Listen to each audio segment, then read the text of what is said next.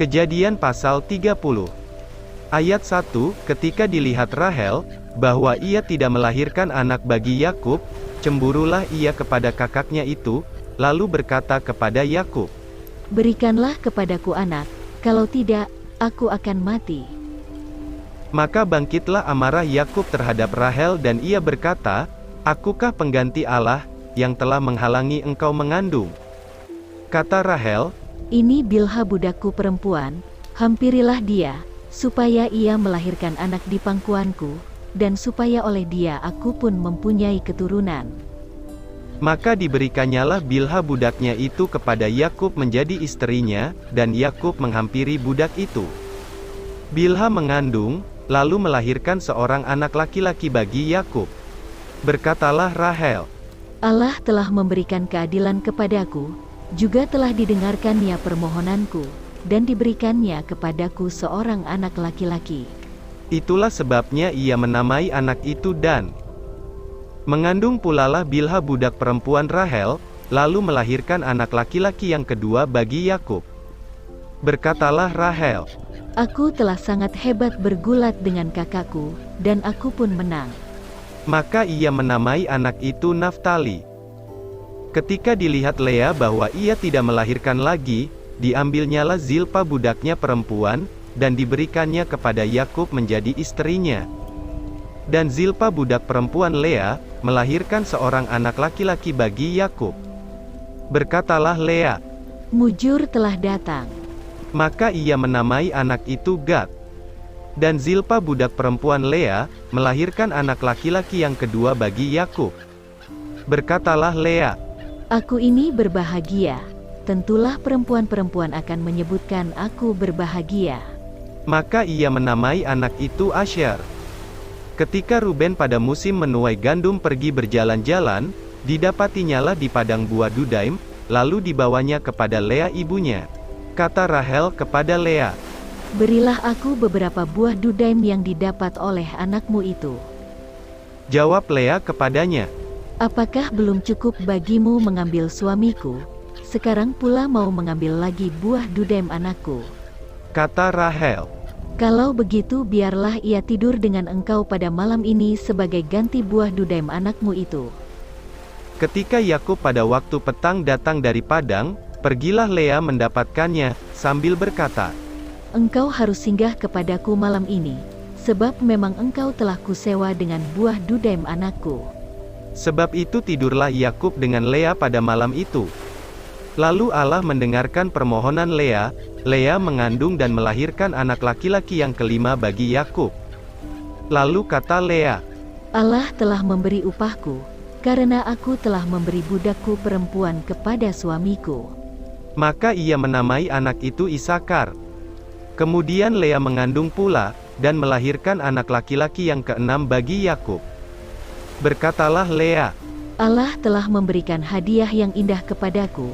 Sekali ini suamiku akan tinggal bersama-sama dengan aku, karena aku telah melahirkan 6 orang anak laki-laki baginya." Maka ia menamai anak itu Zebulon. Sesudah itu ia melahirkan seorang anak perempuan, dan menamai anak itu Dina.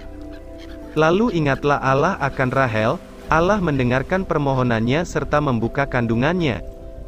Maka mengandunglah Rahel, dan melahirkan seorang anak laki-laki. Berkatalah ia, "Allah telah menghapuskan aibku."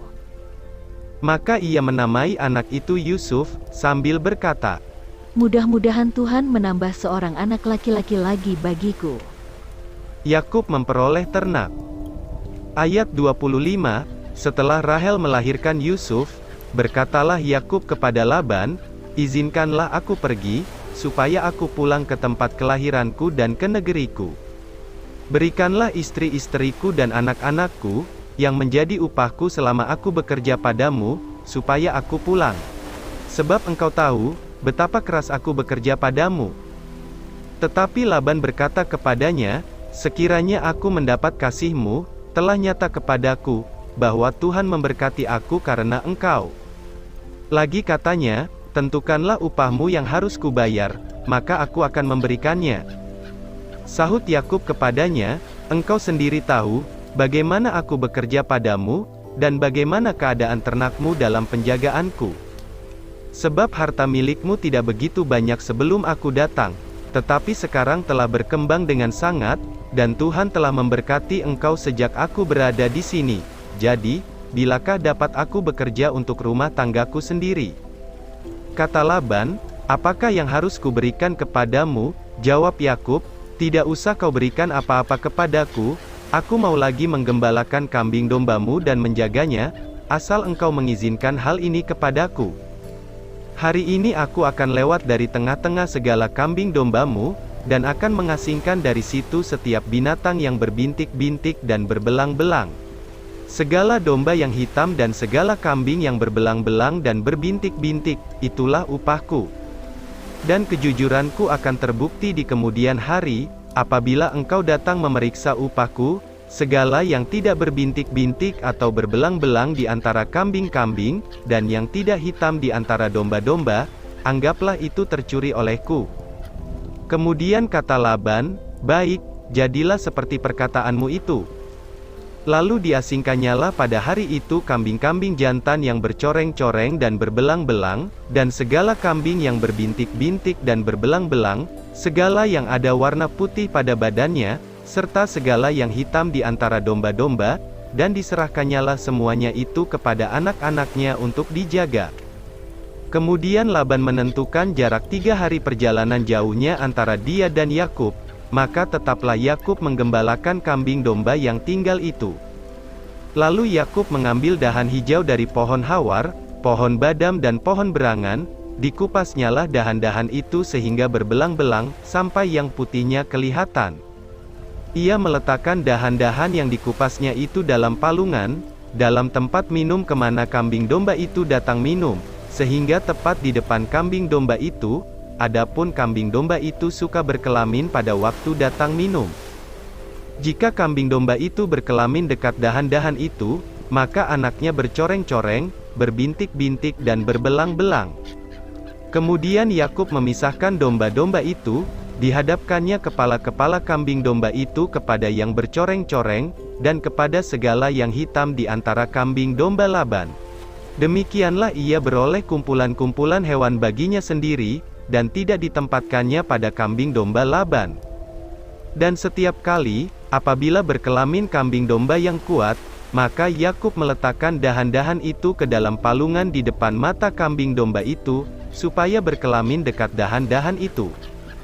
Tetapi apabila datang kambing domba yang lemah, ia tidak meletakkan dahan-dahan itu ke dalamnya, jadi hewan yang lemah untuk Laban, dan yang kuat untuk Yakub.